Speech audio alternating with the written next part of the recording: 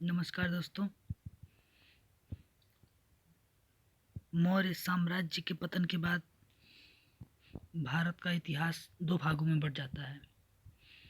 मध्य Asia से विदेशी आक्रमण हुए और इन आक्रमणकारियों ने उत्तर पश्चिमी सीमा प्रांत तथा मध्य भारत के एक बड़े भाग क्षेत्र पर अपना अधिकार कायम कर लिया। दूसरी तरफ क्रमशः शुंग, कर्ण, आंध्र सातवाहन एवं आकाटक वंश स्थापित हुए। ये दोनों प्रवृत्तियां साथ साथ हुईं। अब हम इन्हीं प्रवृत्तियों का अध्ययन क्रम से करेंगे। सर्वप्रथम विदेशी आक्रमणों के स्वरूप को देखते हैं। मौर्योत्तरकालीन प्रमुख स्रोत बौद्ध ग्रंथ इस काल के इतिहास पर प्रकाश डालने वाले प्रमुख बौद्ध ग्रंथ दिव्यावदान, ललित विस्तर एवं श्री मूलकल्प हैं। दिव्यावदान में पुष्यमित्र शुंग का चित्रण बौद्ध धर्म के संहारक के रूप में किया गया है। दूसरा मिलिंद पन्हो बौद्ध भिक्षु नागसेन द्वारा पाली भाषा में रचित इस ग्रंथ में मीनांडर नामक यूनानी शासक के विषय में जानकारी मिलती है। तीसरा ग्रंथ है महाभाष्य। पतंजलि द्वारा रचित इस पुस्तक में हमें पुष्यमित्र शुंग के राज्यकाल की प्रमुख घटनाओं का पता चलता है। यह पढ़ने की अष्टाध्यायी की टीका है। इसमें उल्लेख है कि यवनों ने साकेत तथा माध्यमिका को रौंद डाला। अगला है गार्गी संहिता। ज्योतिष की इस पुस्तक में यवनों के आक्रमण का भी उल्लेख है। इससे पता चलता है कि यवन साकेत, पांचाल, मथुरा को जीतते हुए कुसुमध्वज पाटलिपुत्र तक जा पहुँचे। अगला कालिदास का मालविकाग्निमित्र। कालिदास द्वारा रचित इस नाट्य ग्रंथ से शुंगकालीन राजनैतिक गतिविधियों की जानकारी मिलती है। इससे पता चलता है कि पुष्यमित्र शुंग का पुत्र अग्निमित्र विदिशा का राज्यपाल था। इसमें यवन आक्रमण का भी उल्लेख है, जिसके अनुसार अग्निमित्र के पुत्र वसुमित्र ने सिंध नदी के दाहिने किनारे पे यवनों को पराजित किया था। अगला है थेरावली। इसकी रचना 14वीं सदी के जैन लेखक मेरुतुंग ने की थी। इस ग्रंथ में उज्जैनी के शासकों की वंशावली दी गई है। यहाँ पुष्यमित्र शुंग का उल्लेख मिलता है। अयोध्या का लेख। अगला है अयोध्या का लेख। यह लेख पुष्यमित्र शुंग के राज्यपाल धनदेव का है। इससे पता चलता है कि पुष्यमित्र ने 2 अश्वमेध यज्ञ किए। यह अश्वमेध यज्ञ उन यवनों पर विजय के उपलक्ष्य में किए गए थे। 8वां सबसे इम्पोर्टेंट है वैशनगर का गरुड़ स्तंभ लेख। यह यवन राजदूत हेरोडोटस का है तथा गरुड़ स्तंभ के ऊपर खुदा हुआ है। इससे मध्य भारत में भागवत धर्म को ही कहते हैं, लोकप्रियता का पता चलता है। नेचुरल हिस्ट्री 77 नेचुरल हिस्टोरिका यह भी एक ग्रंथ है। 77 ईस्वी में प्लिनी ने इसे लैटिन भाषा में यह पुस्तक लिखी। इसमें उन देशों के विविध पक्षों का वर्णन मिलता है जिनके साथ उस समय भूमध्य सागरीय देशों का व्यापारिक संबंध था। पेरिप्लस ऑफ इरिथ्रियन सी 80 ईस्वी के से 115 ईस्वी के बीच किसी अज्ञात यूनानी द्वारा लिखी पुस्तक। पेरिप्लस का अर्थ है नौचालन चार्ट या यात्री पुस्तिका। इरिथ्रियन सी लाल सागर है। इस पुस्तक से भारतीय समुद्रों के बारे में जानकारी मिलती है तथा ईसवी सन की पहली सदी में भारत की व्यापारिक गतिविधियों का पता चलता है। अगला है जियोग्राफी। टालमी द्वारा 150 ईस्वी में इस पुस्तक के उन देशों के विविध पक्षों का वर्णन मिलता है जिनके साथ उस समय भूमध्य सागरीय देशों का व्यापारिक संबंध था। नाना घाटा अभिलेख। इसकी रचना नागनिका ने की, जो सातवाहन शासक सातकर्णी प्रथम की रानी थी। इससे सातकर्णी प्रथम की उपलब्धियों का पता चलता है। नासिक अभिलेख, यह गौतमी बलश्री द्वारा लिखा गया अभिलेख है। इसमें गौतमी पुत्र सातकर्णी का वर्णन है। जूनागढ़ अभिलेख, यह शक शासक रुद्रदामन द्वारा 150 ईस्वी में संस्कृत भाषा में लिखा गया अभिलेख है, प्रथम अभिलेख है। यह चंपू शैली गद्य पद्य मिश्रित का भी प्रथम अभिलेख है। सिक्के, इस काल के सिक्के अत्यंत महत्वपूर्ण हैं, क्योंकि अब सिक्कों पर राजाओं के नाम और तिथियां उत्कीर्ण की जाने लगी। विदेशी आक्रमण में सर्वप्रथम हिंद यवन आक्रमण हुए। इंडो ग्रीक आक्रमण कहते हैं यूनानी भाषा में। इसमें सर्वप्रथम हिंद यवन आक्रमण। मौर्य काल के पतन के बाद मध्य एशिया से हिंद यवन, इंडो ग्रीक, शक, पार्थियाई, पहलव, कुषाण एवं भारत पर आक्रमण किया तथा एक बड़े क्षेत्र पर अधिकार कर लिया। हिंद यवन आक्रमण, मौर्योत्तर काल की सबसे महत्वपूर्ण राजनीतिक घटना बैक्ट्रिया अफगानिस्तान यवनों द्वारा भारत पर आक्रमण करना था।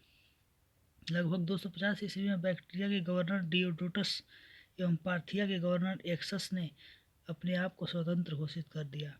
बैक्ट्रिया के दूसरे राजा डियोडोटस द्वितीय ने अपने देश को सेल्यूकस के साम्राज्य से पूर्णतः अलग कर लिया। सबसे पहला यवन आक्रमणकारी डेमेट्रियस प्रथम 220 से 175 ईसा पूर्व था। ईसा पूर्व 183 के लगभग उसने पंजाब का एक बड़ा भाग जीत लिया और साकल को अपनी राजधानी बनाया। डेमेट्रियस प्रथम ने भारतीय राजाओं की उपाधि धारण कर और यूनानी तथा खरोष्टी दोनों लिपियों वाले सिक्के चलाए। इस समय बैक्ट्रिया के यूक्रेटाइड्स में की अध्यक्षता में विद्रोह हुआ और डेमेट्रियस को बैक्ट्रिया से हाथ धोना पड़ा। यूक्रेटाइड्स भी भारत की तरफ बढ़ा और कुछ भागों को जीत कर उसने तक्षशिला को अपनी राजधानी बनाया। इस प्रकार भारत में यवन साम्राज्य दो कुलों में बंट गया, डेमेट्रियस एवं यूक्रेटाइडिस वंश। डेमेट्रियस वंश की राजधानी सियालकोट में थी। इस वंश का सबसे प्रतापी शासक मिनांडर हुआ। मिनांडर 165 से 145 ईस्वी। यह बौद्ध साहित्य में मिलिंद नाम से प्रसिद्ध है। इसने गंगा यमुना दोआब पर भी आक्रमण किया। पेरिप्लस में उल्लिखित है कि मिनांडर के सिक्के भणौच के बाजार में खूब चलते थे। हाल ही में कौशाम्बी के पास रेह से उसका एक अभिलेख प्राप्त हुआ है।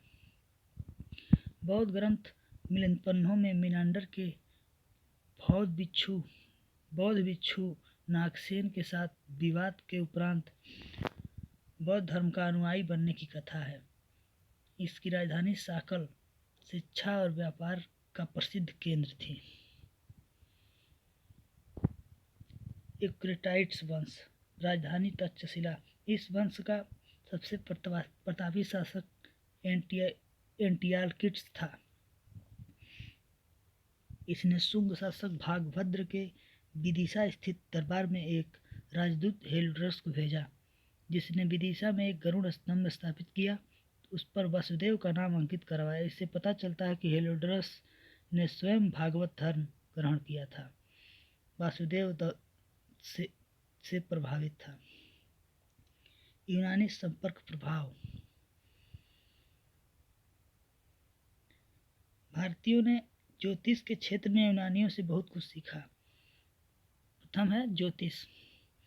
भारतीयों ने ज्योतिष के क्षेत्र में यूनानियों से बहुत कुछ सीखा। सप्ताह का 7 दिन में विभाजन एवं विभिन्न ग्रहों के नाम से भी उन्हीं से लिए गए।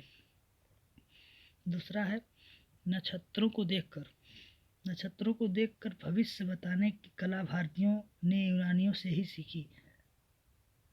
गार्गी संहिता में स्पष्ट रूप से स्वीकार किया गया है कि ज्योतिष के क्षेत्र में भारत यूनान का ऋणी है। उसमें लिखा है कि यद्यपि यवन बर्बर है, किंतु ज्योतिष के मूल निर्माता होने के कारण वे वंदनीय हैं। वाराहमिहिर ने लिखा है कि यद्यपि यूनानी म्लेच्छ हैं, किंतु ये ज्योतिष के विद्वान हैं, इसलिए प्राचीन ऋषियों की भांति पूज्य हैं। सिक्के बनाने की कला। अगला है सिक्के बनाने की कला में भारतीयों ने यूनानियों से बहुत कुछ सीखा। यूनानियों ने ही पहली बार सोने के लिखित सिक्के चलाए, जिन पर एक ओर राजाओं की आकृति और दूसरी ओर किसी देवता की मूर्ति या कुछ अन्य चिन्ह बनाए गए। यूनानियों ने द्विभाषा युक्त सिक्के भी चलाए। हिंद एवं संपर्क के कारण कला की एक नवीन शैली हेलेनिस्टिक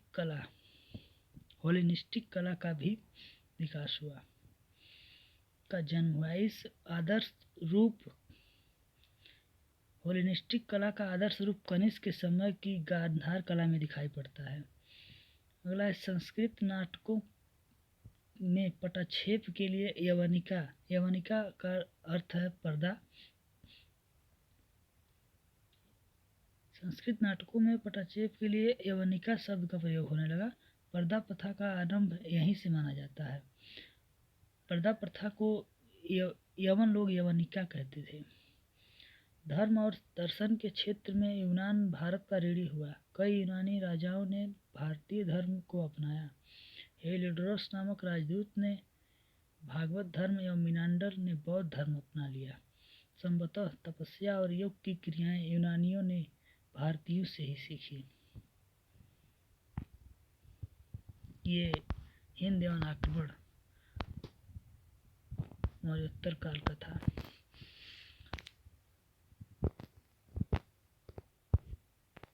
आइए देखते हैं शक आक्रमण।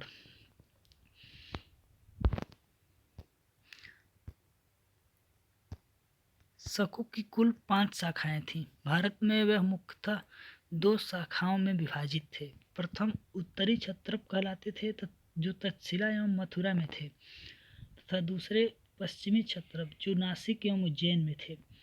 तक्षशिला के एवं मथुरा के शक। इसका तक्षशिला के प्रथम शासक माओस 20 बीसी से 22 एडी तक था। इसमें एजेज और एजराइसेस थे। मथुरा के शक पहले मालवा क्षेत्र में रहते थे, जिन्हें 57 ईस्वी पूर्व में विक्रमादित्य नामक शासक ने पराजित किया। विक्रमादित्य उपाधि बन चुकी थी। कुल 14 राजाओं ने विक्रमादित्य की उपाधि से प्राप्त की थी। अंतिम शासक वह हेमू था, जिसने विक्रमादित्य की उपाधि प्राप्त की थी। विक्रमादित्य ने पराजित किया, जिससे वे भागकर मथुरा आ गए। इन्हीं विक्रमादित्य के नाम पर एक नवीन संवत विक्रम संवत या मालवा संवत 57 ईस्वी की नींव पड़ी। मथुरा के प्रथम शासक राजुल या राजउल था। राजुल के बाद उसका पुत्र षोडश राजा हुआ। नासिक के शक, ये पश्चिमी भारत के छहरात वंशी शक शासक थे।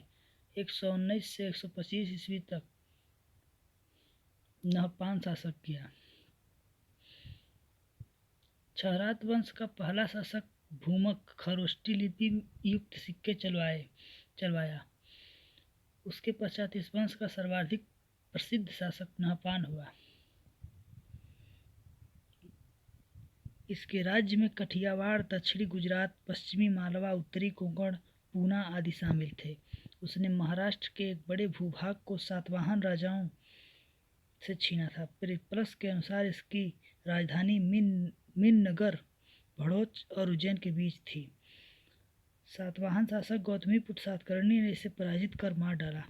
जोगथलंबी से प्राप्त नहपान के बहुसंख्यक सिक्के गौतमीपुत्र सातकर्णी द्वारा पुनर्अंकित किए गए मिले हैं। चांदी तथा तांबे के अजमेर से इसके सिक्के प्राप्त हैं। नहपान का दामाद सातवाहन शासक ऋषभदत्त सातवाहन शासक गौतमीपुत्र सातकर्णी द्वारा ये भी मारा गया था। ऋषभदत्त या उसवदत्त। नहपान के अमात्य आर्यवर्मन का जुन्नार अभिलेख भी प्राप्त हुआ है।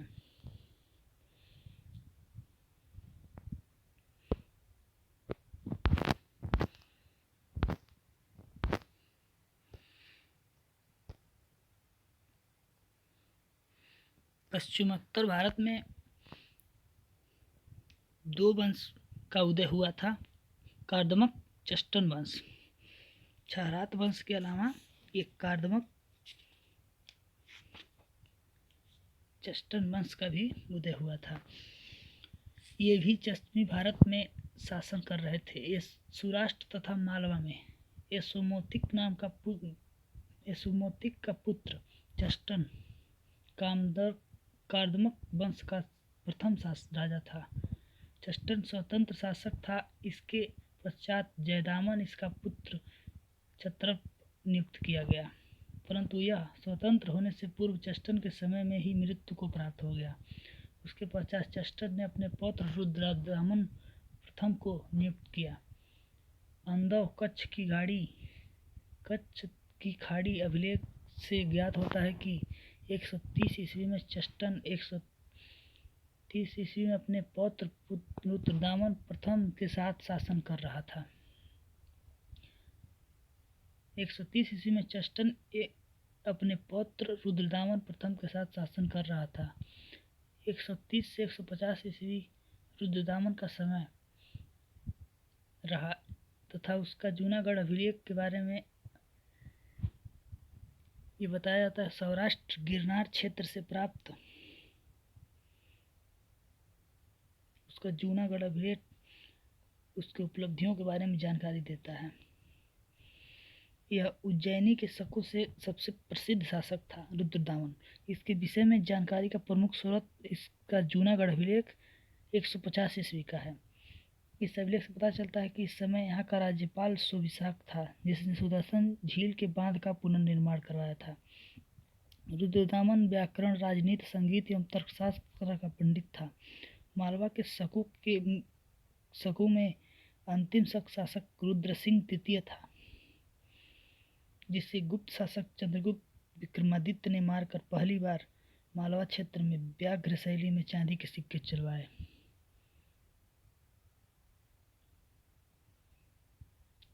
रुद्रदामन द्वारा विजित प्रदेश आकर अवंती, अनूप, अपरांत, अनर्त तथा सौराष्ट्र, कुकुर, स्वभ्र, मरु, सिंध तथा सौबीर, निषाद। जूनागढ़ अभिलेख में लिखा है कि वशिष्ठी में पुत्र पुलमावी को रुद्रदामन ने 2 बार हराने के बाद भी उसके प्राण नहीं लिए, निकट संबंध के कारण छोड़ दिए। योद्धाओं को भी पराजित किया रुद्रदामन प्रथम ने। रुद्रदामन प्रथम को भ्रष्ट राज प्रतिष्ठापक के रूप में जाना जाता है। इस वंश का अंतिम शासक रुद्रसिंह तृतीय अंतिम राजा था। चंद्रगुप्त द्वितीय ने इसे मारकर व्याघ्र शैली की चांदी की मुद्राएं चलवाई थी।